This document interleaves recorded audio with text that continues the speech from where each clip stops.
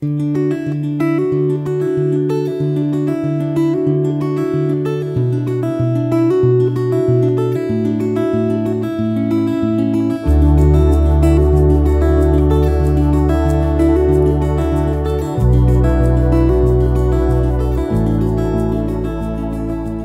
reading begins in Exodus, chapter 10, starting in verse 1. The Lord said to Moses, "Go into Pharaoh, for I have hardened his heart and the heart of his servants, that I may show these my signs amongst them, and that you may tell in the hearing of your son, and of your son's son, what things I have done to Egypt, and my signs which I have done amongst them, that you may know that I am the Lord." Moses and Aaron went into Pharaoh, and said to him, "This is what the Lord, the God of the Hebrews, says, How long will you refuse to humble yourself before me? Let my people go, that they may serve me. Or else, if you refuse to let my people go, behold, tomorrow I will bring locusts into your country, and they shall cover the surface of the earth, so that one won't be able to see the earth. They shall eat the residue of that which has escaped, which remains to you from the hail, and shall eat every tree which grows for you out of the field. Your houses shall be filled, and the houses of all your servants, and the houses of all the Egyptians, as neither your fathers nor your fathers' fathers have seen, since the day that they were on the earth to this day." He turned and went out from Pharaoh. Pharaoh's servants said to him, "How long will this man be a snare to us? Let the men go, that they may serve the Lord their God. Don't you yet know that Egypt is destroyed?" Moses and Aaron were brought again to Pharaoh, and he said to them, "Go, serve the Lord your God. But who are those who will go?" Moses said, "We will go with our young and with our old. We will go with our sons and with our daughters, with our flocks and with our herds, for we must hold a feast to the Lord." He said to them, "The Lord be with you if I let you go with your little ones. See, evil is clearly before your faces. Not so. Go now, you who are men, and serve the Lord, for that is what you desire." Then they were driven out from Pharaoh's presence. The Lord said to Moses, "Stretch out your hand over the land of Egypt for the locusts, that they may come up in the land of Egypt, and eat every herb of the land, even all that the hail has left." Moses stretched out his rod over the land of Egypt, and the Lord brought an east wind on the land all that day, and all night, and when it was morning, the east wind brought the locusts. The locusts went up over all the land of Egypt, and rested in all the borders of Egypt. They were very grievous. Before them there were no such locusts as they, nor will there ever be again. For they covered the surface of the whole earth, so that the land was darkened, and they ate every herb of the land, and all the fruit of the trees which the hail had left. There remained nothing green, either tree or herb of the field, through all the land of Egypt. Then Pharaoh called for Moses and Aaron in haste, and he said, "I have sinned against the Lord your God, and against you. Now therefore please forgive my sin again, and pray to the Lord your God, that he may also take away from me this death." Moses went out from Pharaoh, and prayed to the Lord. The Lord sent an exceedingly strong west wind, which took up the locusts, and drove them into the Red Sea. There remained not one locust in all the borders of Egypt. But the Lord hardened Pharaoh's heart, and he didn't let the children of Israel go. The Lord said to Moses, "Stretch out your hand towards the sky, that there may be darkness over the land of Egypt, even darkness which may be felt." Moses stretched out his hand towards the sky, and there was a thick darkness in all the land of Egypt for 3 days. They didn't see one another, and nobody rose from his place for 3 days, but all the children of Israel had light in their dwellings. Pharaoh called to Moses and said, "Go, serve the Lord, only let your flocks and your herds stay behind. Let your little ones also go with you." Moses said, "You must also give into our hand sacrifices and burnt offerings, that we may sacrifice to the Lord our God. Our livestock also shall go with us. Not a hoof shall be left behind, for of it we must take to serve the Lord our God, and we don't know with what we must serve the Lord until we come there." But the Lord hardened Pharaoh's heart, and he wouldn't let them go. Pharaoh said to him, "Get away from me. Be careful to see my face no more, for in the day you see my face you shall die." Moses said, "You have spoken well. I will see your face again no more." The Lord said to Moses, "I will bring yet one more plague on Pharaoh and on Egypt. Afterwards he will let you go. When he lets you go, he will surely thrust you out altogether.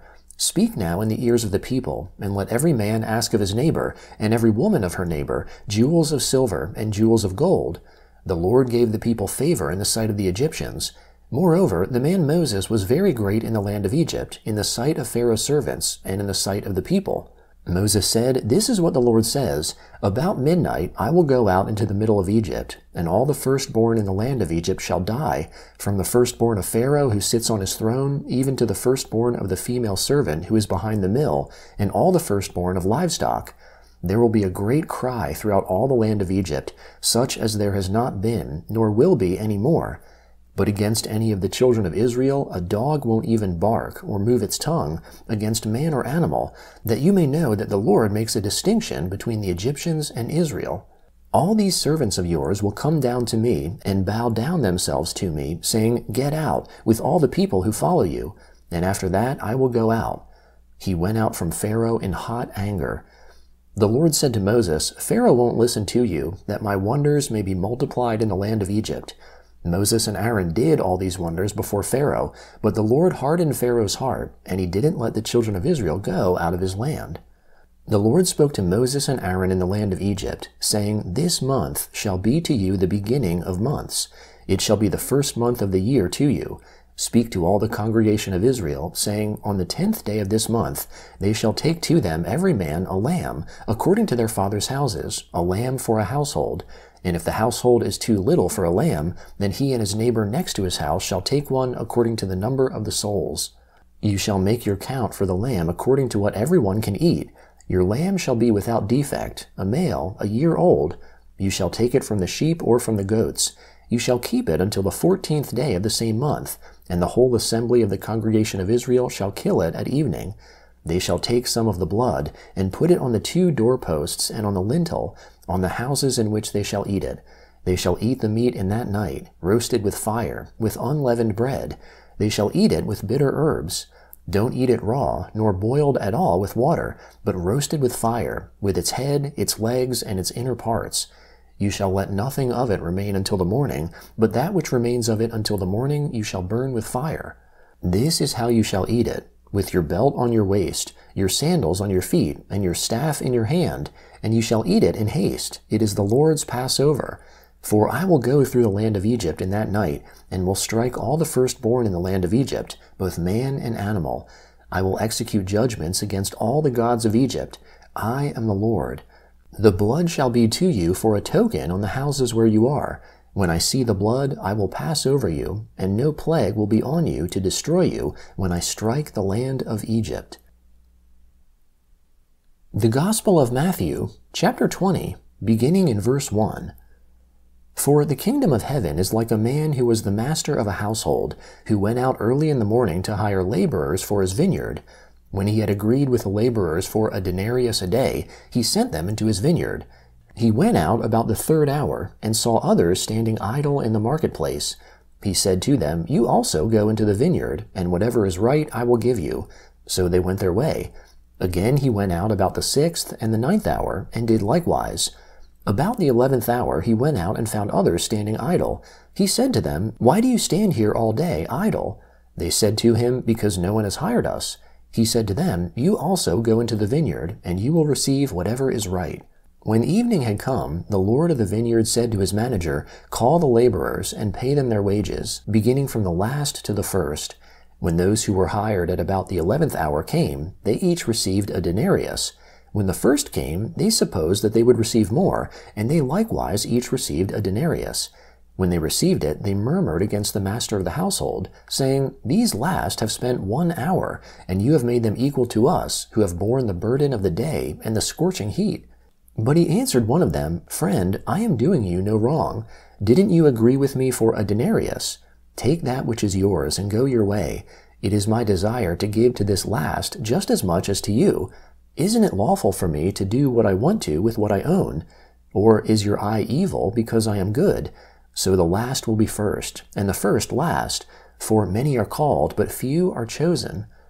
As Jesus was going up to Jerusalem, he took the 12 disciples aside, and on the way he said to them, Behold, we are going up to Jerusalem, and the Son of Man will be delivered to the chief priests and scribes, and they will condemn him to death, and will hand him over to the Gentiles to mock, to scourge, and to crucify, and the 3rd day he will be raised up. Then the mother of the sons of Zebedee came to him with her sons, kneeling and asking a certain thing of him. He said to her, What do you want? She said to him, "Command that these, my 2 sons, may sit, one on your right hand and one on your left hand, in your kingdom." But Jesus answered, "You don't know what you are asking. Are you able to drink the cup that I am about to drink, and be baptized with the baptism that I am baptized with?" They said to him, "We are able." He said to them, "You will indeed drink my cup, and be baptized with the baptism that I am baptized with. But to sit on my right hand and on my left hand is not mine to give, but it is for whom it has been prepared by my Father." When the 10 heard it, they were indignant with the 2 brothers. But Jesus summoned them and said, "You know that the rulers of the nations lord it over them, and their great ones exercise authority over them. It shall not be so amongst you, but whoever desires to become great amongst you shall be your servant. Whoever desires to be first amongst you shall be your bondservant, even as the Son of Man came not to be served, but to serve, and to give his life as a ransom for many." Psalm 25, beginning in verse 1. To you, Lord, I lift up my soul. My God, I have trusted in you. Don't let me be shamed. Don't let my enemies triumph over me. Yes, no one who waits for you will be shamed. They will be shamed who deal treacherously without cause. Show me your ways, Lord. Teach me your paths. Guide me in your truth and teach me, for you are the God of my salvation. I wait for you all day long. Lord, remember your tender mercies and your loving kindness, for they are from old times. Don't remember the sins of my youth, nor my transgressions. Remember me according to your loving kindness, for your goodness' sake, Lord. Good and upright is the Lord, therefore he will instruct sinners in the way. He will guide the humble in justice. He will teach the humble his way. All the paths of the Lord are loving kindness and truth to such as keep his covenant and his testimonies. For your name's sake, Lord, pardon my iniquity, for it is great. What man is he who fears the Lord? He shall instruct him in the way that he shall choose. His soul will dwell at ease. His offspring will inherit the land. The friendship of the Lord is with those who fear him. He will show them his covenant. My eyes are ever on the Lord, for he will pluck my feet out of the net. Proverbs chapter 6, beginning in verse 6. Go to the ant, you sluggard, consider her ways, and be wise, which, having no chief, overseer, or ruler, provides her bread in the summer, and gathers her food in the harvest. How long will you sleep, sluggard? When will you arise out of your sleep? A little sleep, a little slumber, a little folding of the hands to sleep. So your poverty will come as a robber, and your scarcity as an armed man.